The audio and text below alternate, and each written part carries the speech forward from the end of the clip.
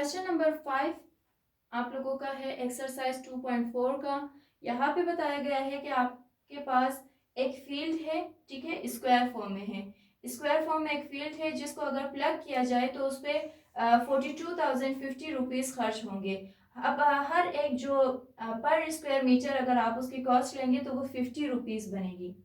तो अब आपने मालूम करना है कि उस स्क्वायर फील्ड के एक साइड का लेंथ क्या है, ठीक है। यानी इससे पहले क्वेश्चन नंबर 1 एंड 2 में भी अगर आपको लेंथ मालूम नहीं था तो आपने उसकी जगह उसको या तो एक्स वाई कुछ भी आप वेरिएबल दे सकते हैं। अब हम यहाँ पे भी लिखेंगे let the length of I square is equal to x, ठीक है। हमने एक्स ले लिया है। यहाँ पे नेक्स्ट हम लिखेंगे टोटल कॉस्ट of plugging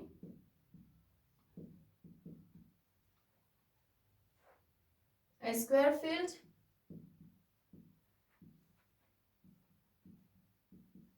जो कि आपको दिया गया है 42,050।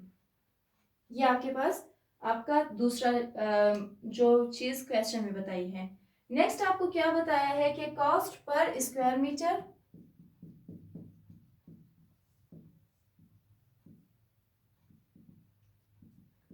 50 rupees, 50 rupees per square metre पे ये आपके पास उसकी प्राइस होगी। अब क्योंकि आपको मालूम करना है उसका एरिया, यानी स्क्वायर का एरिया क्या है, तो इसके लिए आप फॉर्मूला लेंगे एरिया ऑफ स्क्वायर। सबसे पहले प्राइस की सूरत में लेंगे तो प्राइस की ही मदद से आप एरिया मालूम करेंगे कि उसका एरिया क्या है। तो आप लिखेंगे total cost divided by cost per square metre,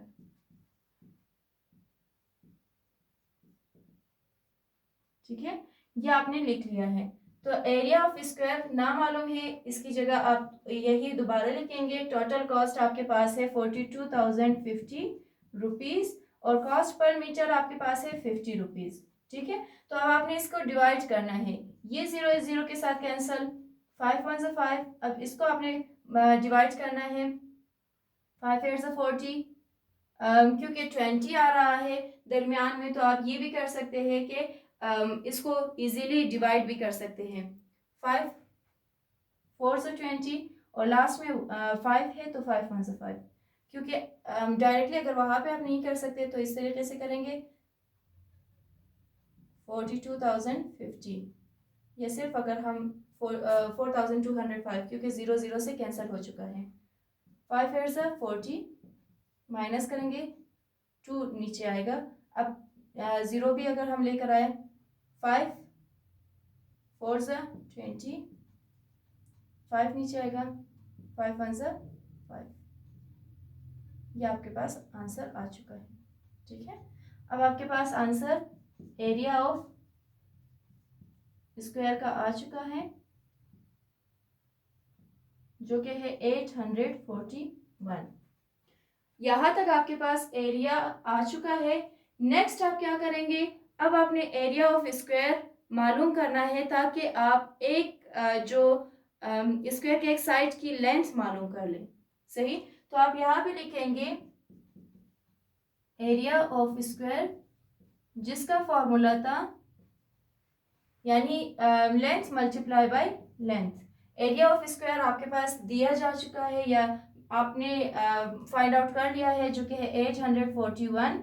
L multiply by L, L की जगह आप एक्स लेंगे, एक साइड की जगह एक्स मल्टीप्लाई बाय एक्स। तो ये क्या होगा 841 की जगह 841 और एक्स एक्स के साथ एक्स स्क्वायर हो जाएगा।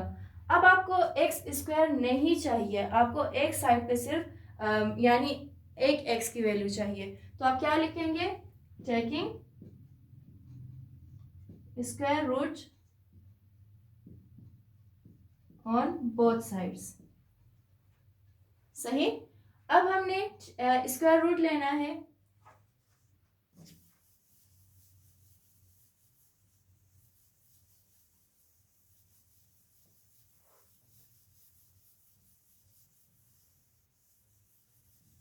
स्क्वायर रूट हम लेंगे 841 का।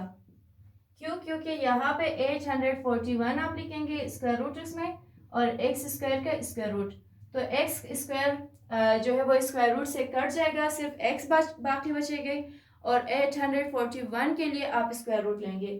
तो यहाँ पे 1 पेयर और ये 8, 2 2 ज़ा 4 क्योंकि 3 3 ज़ा 9 होता है तो 2 ही आप लेंगे। 2 2 ज़ा 4 माइनस करेंगे आपके पास 4 रह जाएगा।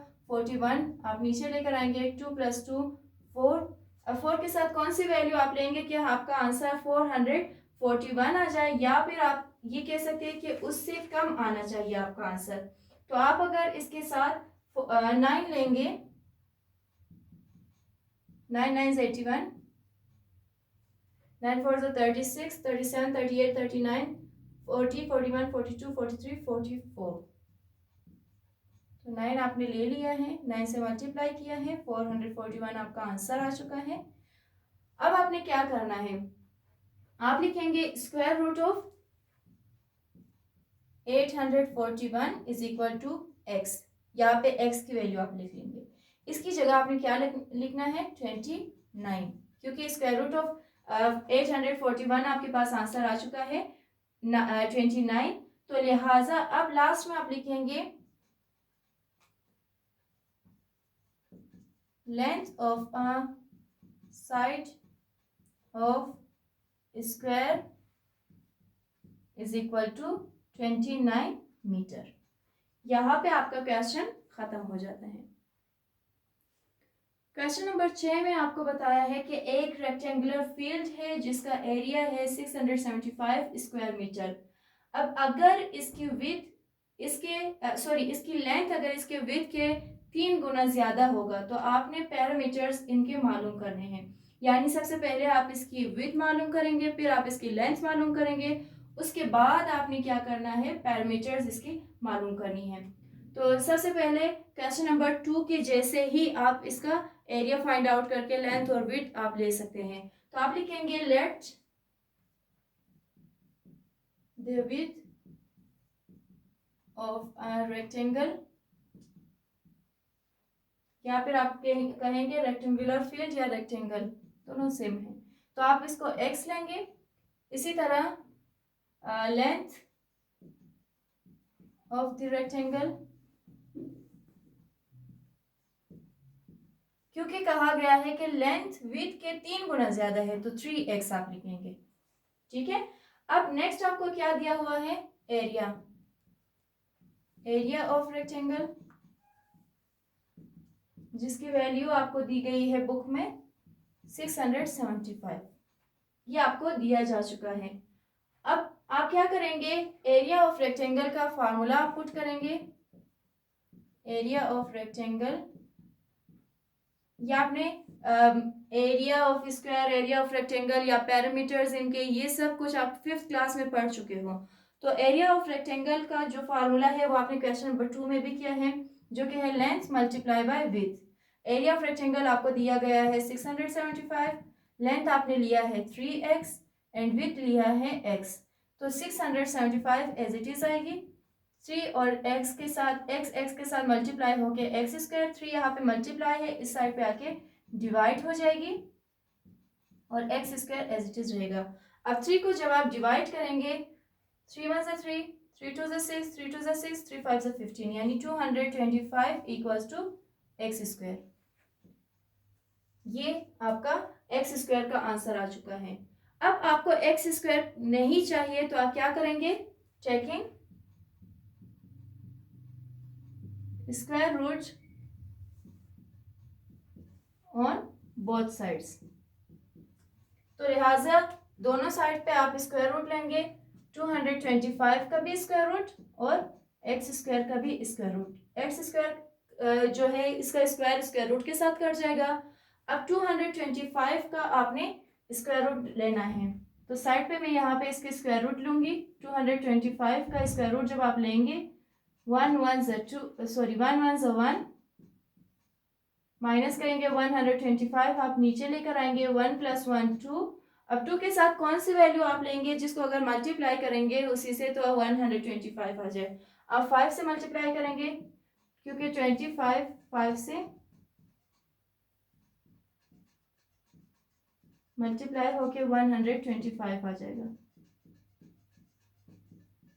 ये आ चुका है आपका आंसर। यानी 225 के लिए आप अगर इसका स्क्वायर रूट मालूम करेंगे तो उसका आंसर क्या होगा 15। तो 225 का square root equals to x, इसके स्क्वायर रूट आ चुका है 15। यानी एक साइड की आपकी आप कह सकते हैं कि विथ आपके पास आ चुका है जो कि है आंसर 15। तो आप यहाँ पे लिखेंगे विथ ऑफ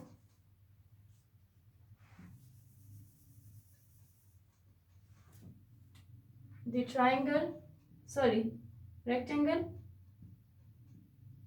जो कि आपने लिया था x, वो आ चुका है 15 मीटर।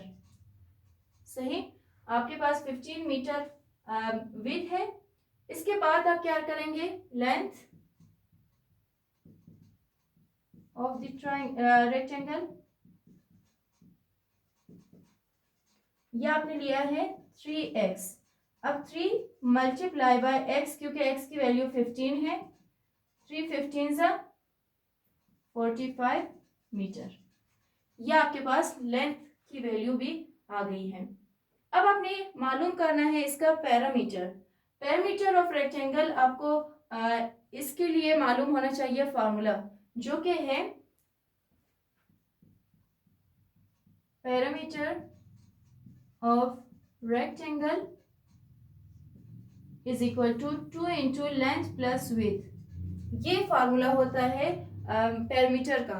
ठीक है, तो आपने क्या करना है, 2 की जगह आप 2 लिखेंगे, ब्रैकेट के अंदर लेंथ की जगह 45, प्लस की जगह प्लस का साइन, और w यानी विड्थ की जगह आप क्या लिखेंगे 15। पहले आप दोनों ब्रैकेट के अंदर जो वैल्यू दी गई है उन दोनों को आप प्लस करेंगे। प्लस करते हुए आपका आंसर 60 आएगा। अब 60 को मल्टीप्लाई करेंगे 2 से, तो आपका आंसर आएगा 120। तो 120 आपके पास जो मीटर में है, क्योंकि आपने सॉल्व किया है, तो ये आपके पास पैरामीटर ऑफ रेक्टेंगल की वैल्यू आ गई है। इसके साथ ही आपका एक्सरसाइज 2.4 खत्म हो जाता है। अगर फिर भी आपको कोई भी मसला है तो आप अपने क्वेश्चंस पूछ सकते हैं।